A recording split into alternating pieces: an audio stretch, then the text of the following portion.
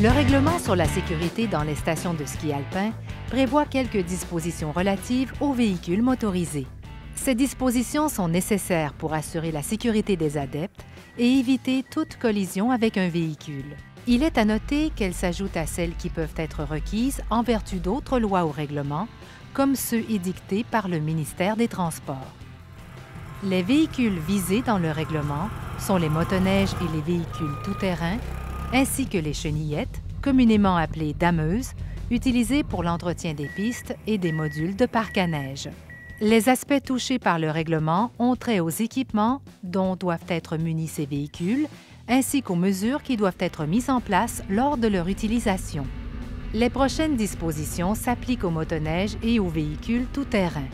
Il importe de préciser que les équipements de sécurité que nous allons décrire doivent être en fonction en tout temps dès que la station est ouverte aux adeptes.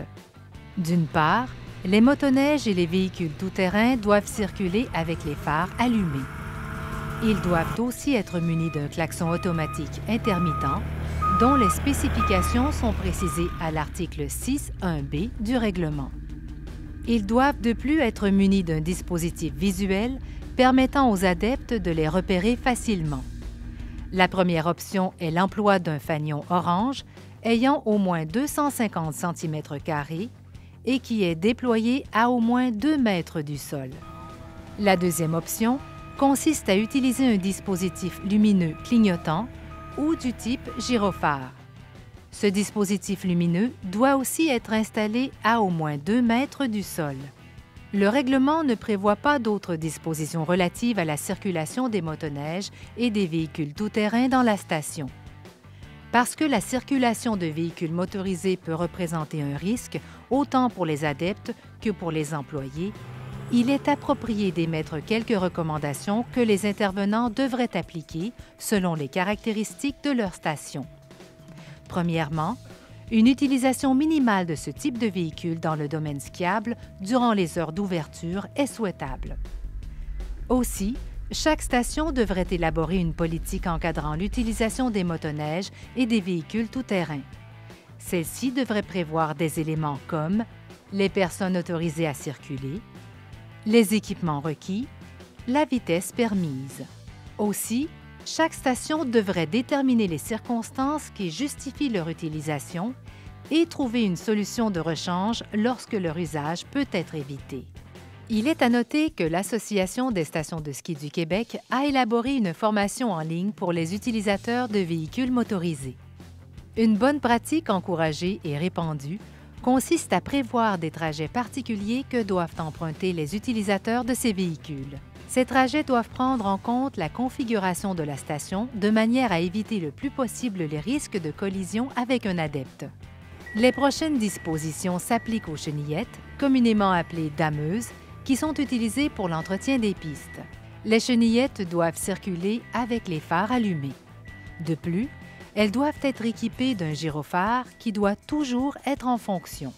Les chenillettes doivent aussi être équipées de 2 klaxons automatiques intermittents, l'un orienté vers l'avant et l'autre vers l'arrière.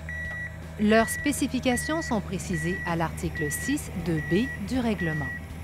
Ces klaxons doivent aussi être activés lorsque le véhicule circule durant les heures d'ouverture de la station. Pour assurer la sécurité des adeptes lors du travail en piste, 2 options sont prévues à l'article 7 du règlement. La première consiste à installer le pictogramme 241 qui indique que la piste est fermée au début de la piste et à chacun de ses accès situés au niveau ou en amont de la zone de travail. De plus, il faut bloquer ces accès par un moyen physique. C'est cette option qui est la plus couramment utilisée. Il est à noter que le règlement ne précise pas la nature de ce moyen physique. La plupart du temps, il s'agit d'une corde à laquelle sont attachées des bandes voyantes ou d'un ruban de signalisation voyant retenu avec des bambous. Il importe que le tout soit bien visible. Une deuxième option est possible, mais elle demande plus d'organisation. Elle s'applique lorsqu'une chenillette procède au travail d'une piste large qui permet une opération de damage en même temps que le passage d'adeptes. L'option de signalisation sert ici à circonscrire la zone de travail. Elle consiste à installer le pictogramme 273 qui indique la présence de machinerie au centre du début de la piste et de chacun de ses accès situés au niveau ou en amont de la zone de travail. De plus, un moyen physique doit être installé pour dévier les adeptes de la zone de travail. Ici aussi, on ne précise pas la nature de ce moyen physique. Il peut s'agir d'une banderole ou d'intervenants en nombre suffisant qui sont placés entre la zone de travail et la partie de piste laissée aux adeptes et qui font dévier la circulation. Pour les deux options, le principe demeure le même, soit éviter que la présence d'une dameuse ne devienne un piège pour un adepte. L'Association des stations de ski du Québec a produit un guide des bonnes pratiques pour le damage et l'entretien des pistes de ski. Elle offre aussi des occasions de formation destinées aux employés des stations. Une chenillette peut circuler sur une piste à des fins autres que le travail de sa surface. Dans ce cas, deux possibilités sont prévues à l'article 7.01 du Règlement sur la sécurité dans les stations de ski. Tout comme pour le travail de la surface, le règlement prescrit de fermer la piste et d'installer de nouveau le pictogramme 241 au début de celle-ci et à chacun des accès situés au niveau ou en amont de la zone de travail. De plus, on doit bloquer ces accès par un moyen physique. Une deuxième option est possible, mais elle requiert plus d'organisation. Elle s'applique dans une piste assez large pour permettre aussi le passage des adeptes. Elle consiste à installer le pictogramme 273 qui indique la présence de machinerie au centre de la piste, à chaque courbe ou cassure de relief située en amont de la chenillette et d'où celle-ci ne serait pas visible d'assez loin pour permettre aux adeptes de l'éviter. Au lieu d'utiliser le pictogramme 273, on peut demander à un préposé de prendre place à l'endroit approprié pour faire dévier la circulation.